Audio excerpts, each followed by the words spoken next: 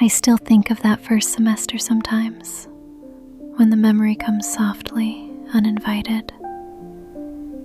It doesn't hurt the way it used to.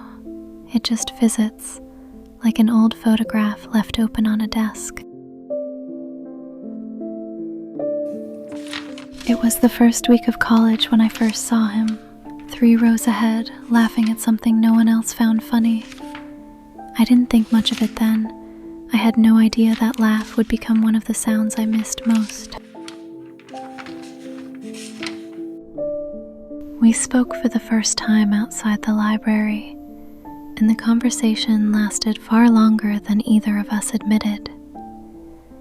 He had warm brown eyes and dark hair that fell into them when he laughed. I walked back to my dorm that night, replaying every word. Day by day, we found small reasons to be near each other. A shared table in the library, a walk that always took the long way home. Neither of us said what it was becoming, but we both already knew. Our first real date was just coffee, nothing more, but I remember being nervous, choosing what to wear. He was late by 4 minutes and apologized twice. I remember thinking, quietly, that I didn't mind waiting for him at all. We started talking on the phone late into the night about nothing and everything. I'd fall asleep mid-sentence sometimes, and he'd still be there when I woke, laughing at me gently. Those small, unremarkable hours became some of my favorite memories. During exam week, stressed and running on no sleep, I found a coffee and a note waiting outside my door. He'd written just 3 words: "You've got this." It was such a small thing, and it meant everything. It rained hard one afternoon, and neither of us had an umbrella, so we shared his jacket and ran the whole way back laughing. I remember feeling completely, ridiculously happy, soaked and cold and grinning like an idiot. I wore my yellow raincoat every day after that, hoping it would rain again. He introduced me to his friends over pizza in someone's cramped apartment, and I introduced him to mine the week after. I remember feeling, for the first time, like I belonged to something bigger than just myself. Our 2 small worlds were quietly becoming one. Near the end of the semester, walking back from the library under the streetlights, he said it first. "I like you," he said, like it was the simplest fact in the world. I said it back before he'd even finished the sentence. Winter break came too fast, and we said goodbye at the station with a hug that lasted a little too long. "Call me every day," he said, and I promised I would. I watched his train pull away and already missed him before it was out of sight. Semester 1 ended, and something new had quietly begun without either of us quite naming it. I didn't know yet how far it would go or how it would end. I only knew that for the first time in a long while, I felt completely, unguardedly happy. Second semester began, and so did we, properly this time, no longer pretending it was casual. He met me at the gate on the first day back, holding 2 coffees. It felt less like starting over and more like simply continuing. What started as a study session in the library turned into 4 hours of talking about everything except the textbook. The librarian eventually asked us to lower our voices, twice. I don't think either of us learned a single thing that night, and I didn't care. I started noticing his small habits. The way he hummed off-key while making breakfast. The way he always let me pick the music in the car. Little things I didn't know I'd end up loving.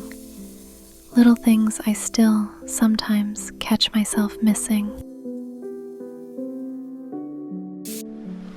We took a spontaneous road trip to the coast that spring. Windows down, no real plan. We watched the sunset with our feet in the cold water and talked about a future we hadn't earned yet. I remember thinking that moment alone was worth everything. We tried cooking a fancy dinner together once and nearly burned down the kitchen. We ended up eating slightly charred pasta on the floor, laughing until our stomachs hurt. It remains somehow one of the best meals I've ever had. He brought me home for the holidays to meet his family, and his mother hugged me like she'd known me for years. I remember feeling nervous and welcomed all at once. For the first time, his life didn't feel separate from mine. We lay on a blanket in the field behind campus one clear night, naming stars we were definitely getting wrong. He talked about where he wanted to be in 5 years and, quietly, included me in every version of it. I let myself believe in it completely. We had our first real fight over something small that felt enormous at the time. I don't even remember what it was about anymore, only that we both apologized before the day ended. Making up taught me we could survive being upset with each other and still choose one another. When he failed an exam he'd studied hard for, I found him sitting alone outside, more disappointed in himself than I'd ever seen him. I didn't try to fix it. I just sat with him until he was ready to talk. Sometimes love is only that, staying. When my own family called with hard news, he drove 2 hours without being asked and just held me while I cried in a parking lot. He didn't say much.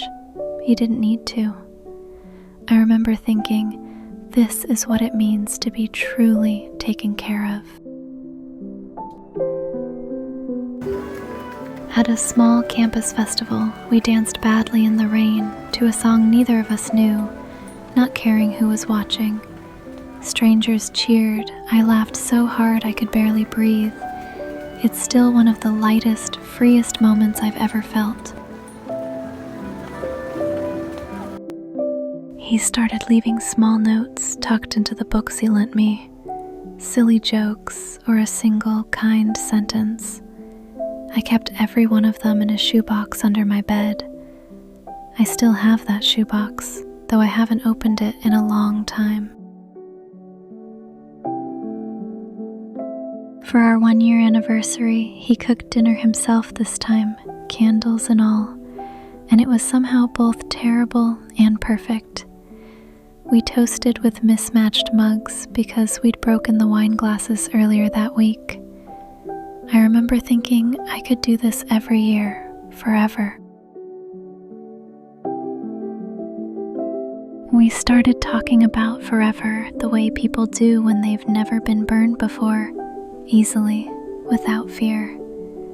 An apartment together someday, maybe a dog, maybe more.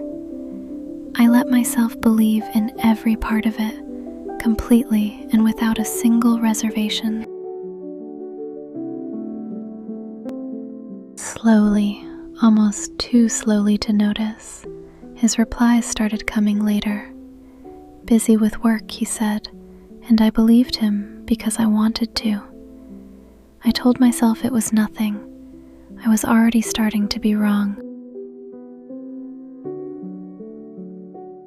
I didn't know yet that the best of it was already behind us. If I had, I think I would have held on tighter, or maybe I would have let go sooner. Either way, I wouldn't have known what was coming. The calls got shorter. The visits got rarer. He said it was just a hard semester, and for a while, I let that be enough of an answer. I finally asked him directly if something was wrong, and the pause before he answered told me more than his words did. "We need to talk," he said. I already knew, somehow, exactly what that meant. He said he still cared about me, but that he wasn't sure he was in love anymore. I don't remember what I said back. I only remember the quiet after and how loud it was. It was raining again when I walked home that night, the same rain that once meant running and laughing. This time there was no jacket shared, no hand to hold. I let myself cry the whole way back and let the rain hide it. His hoodie was still folded on my chair a week later, and I couldn't make myself move it. The room felt too big and too quiet all at once. I kept expecting to hear his knock at the door.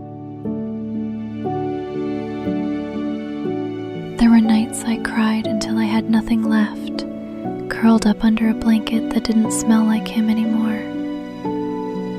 I didn't tell anyone how bad it really was. I just waited for morning and then waited for the next one. I stopped going to our coffee shop and took the long way around the library so I wouldn't pass the spot where he first spoke to me. The whole campus had turned into a map of memories I wasn't ready to walk through. I made myself smaller to avoid all of them. My friends tried to get me out of my room, and most nights I said no. I didn't have the energy to pretend I was okay in front of people. I didn't realize yet how much that isolation was costing me. Life kept moving whether I was ready or not. Classes and deadlines and small daily obligations. I hated how normal everything else looked, while I felt like I was underwater. It took me a long time to understand that both things could be true at once. There was a stretch of weeks I barely remember clearly now. Skipped meals, poor sleep, days that blurred into each other. I wasn't taking care of myself, and I knew it, and somehow still couldn't stop it. That was the quietest, hardest part of all of it. One evening, I found an old photo of us and sat with it a long time. Not crying this time, just looking. Then, gently, I put it away in a drawer instead of under my pillow. It was such a small movement, but it felt like the first thing I'd done for myself in weeks.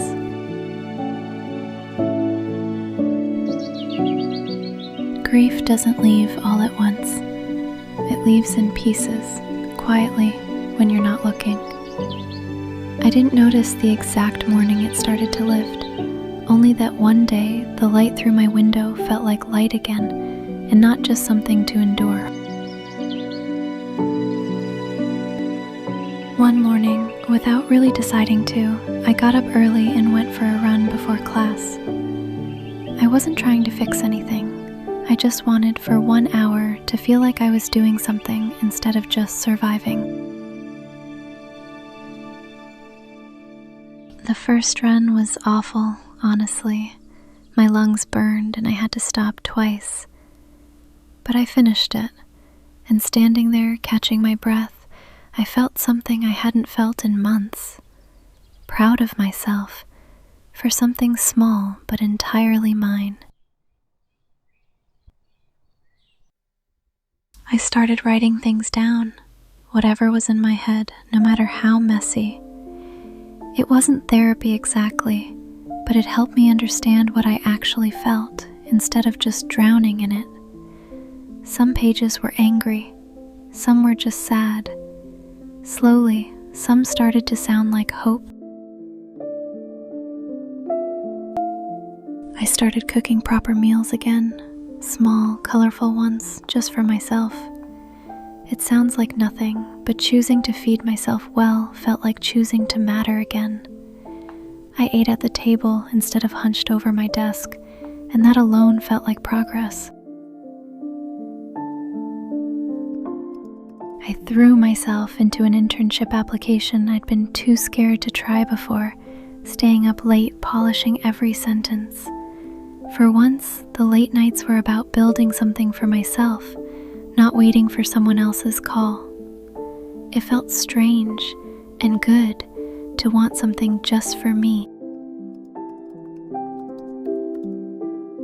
The acceptance email came on an ordinary Tuesday, and I read it 3 times before it felt real. I called my mom before I called anyone else, both of us laughing and a little teary. It was the first genuinely great news I'd let myself fully celebrate in a long time. Running became a habit instead of an effort, and I noticed I was sleeping better, thinking more clearly, feeling steadier in my own skin. It wasn't about how I looked, it was about how much stronger I felt carrying myself through each day. On a whim, I signed up for a pottery class, mostly to fill a Tuesday evening that used to be his. My first bowl came out lopsided, and I loved it anyway. I'd forgotten how good it felt to make something just because it was fun.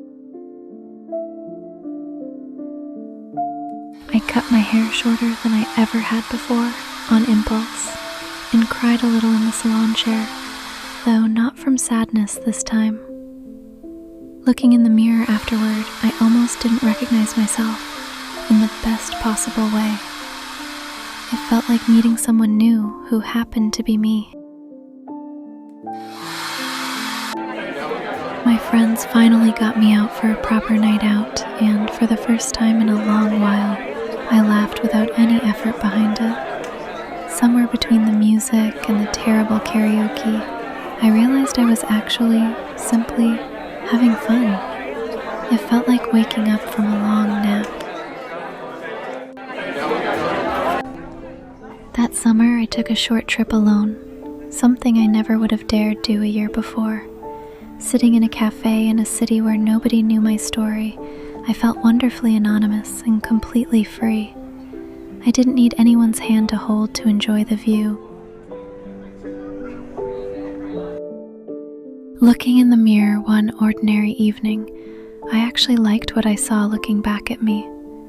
Not because of how I looked, but because of who I'd become to get there. I felt, quietly and for the first time in a long while, whole. An old mutual friend suggested I message him again, just to see. I thought about it for a full day, and then calmly said no. It wasn't anger anymore. It was simply knowing I didn't need to go backward to keep growing forward. The internship turned into a real job offer, and my manager told me in front of the whole team that my work over the past year had genuinely impressed her. I called my mom again, laughing the same way I had before, but for a completely different reason this time. I signed up for a local race, mostly to prove something to myself, and crossed the finish line slower than I'd hoped, but standing taller than I expected.